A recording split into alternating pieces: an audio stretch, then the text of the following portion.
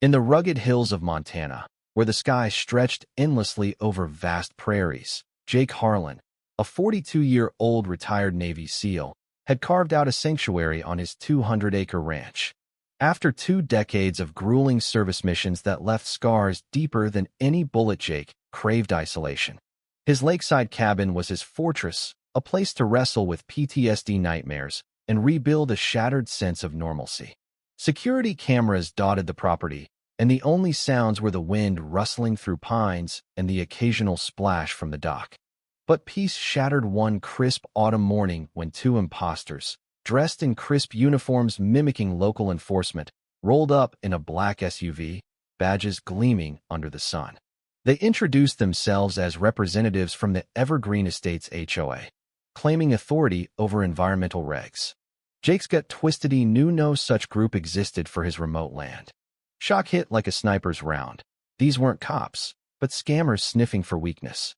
Drawing on his SEAL training, Jake masked his fury, deciding right then to flip the script. Little did they know, they'd targeted the wrong veteran. It started with a certified letter weeks earlier, stamped with official-looking seals, accusing him of violations under some bogus Montana Lakes Preservation Act.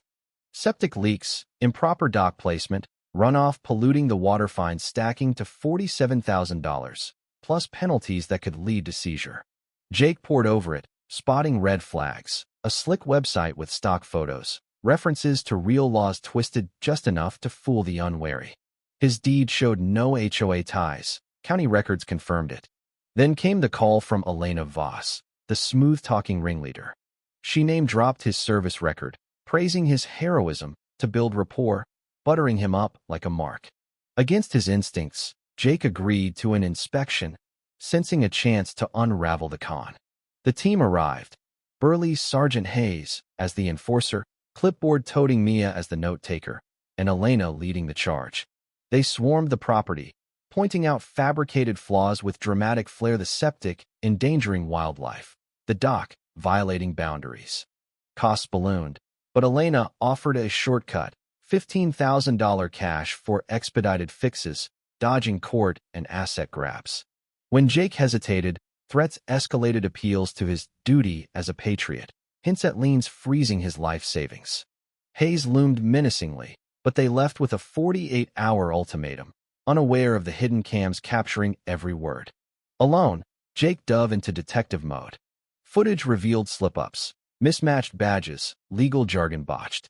Calls to the Montana Department of Environmental Quality and Secretary of State blew it open: no such HOA, no such law. Digging deeper online and through vet forums, he uncovered a pattern. Isolated lakefront properties owned by ex-military, hid across states. These predators preyed on veterans' trust in authority, exploiting post-service vulnerabilities like isolation and lingering trauma. Tailing them discreetly to a nearby resort, Jake eavesdropped on boasts of a nationwide ring, snapping pics of spreadsheets listing targets: widows, disabled vets, all bled dry. It was controversial as hell, a syndicate weaponizing America's gratitude toward its warriors, turning heroism into a liability while the system looked the other way. Rage-fueled action. Jake alerted veteran networks, collecting horror stories: families evicted, savings wiped. He looped in FBI agent Lisa Ramirez, who confirmed a brewing multi-state probe, over $1 million siphoned. Together, they hatched a sting. Let the scammers return for payment, livestream the bust to vet groups for raw exposure, with FBI shadows ready to pounce. It was risky, borderline vigilante, but Jake argued veterans deserved aggressive defense, not bureaucratic red tapey stance that would spark debates on justice versus law. D-Day dawned tense.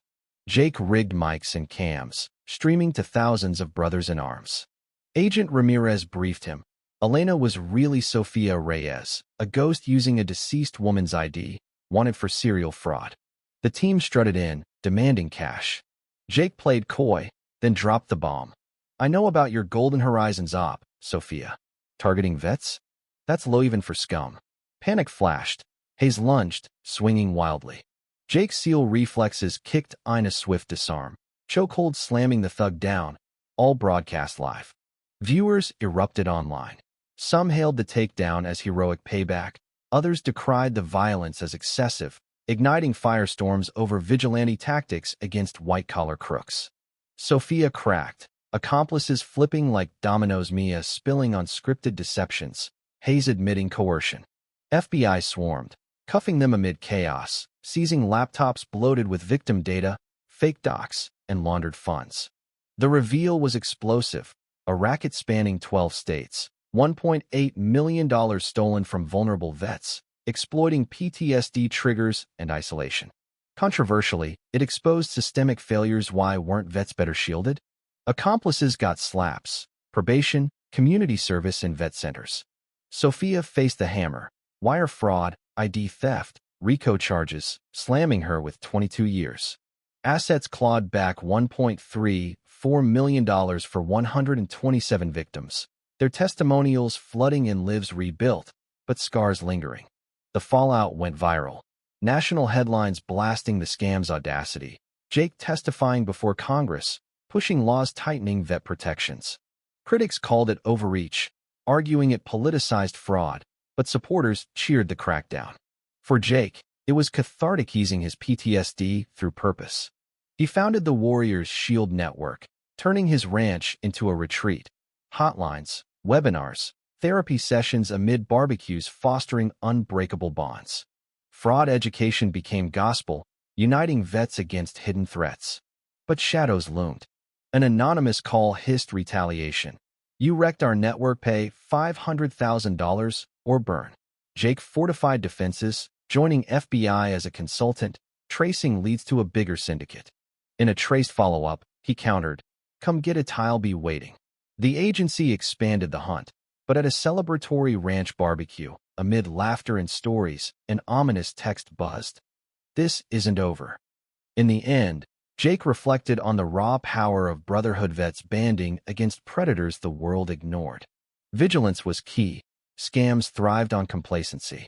His story wasn't just survival, it was a controversial call to arms, proving one man's fight could ignite change. But at what cost?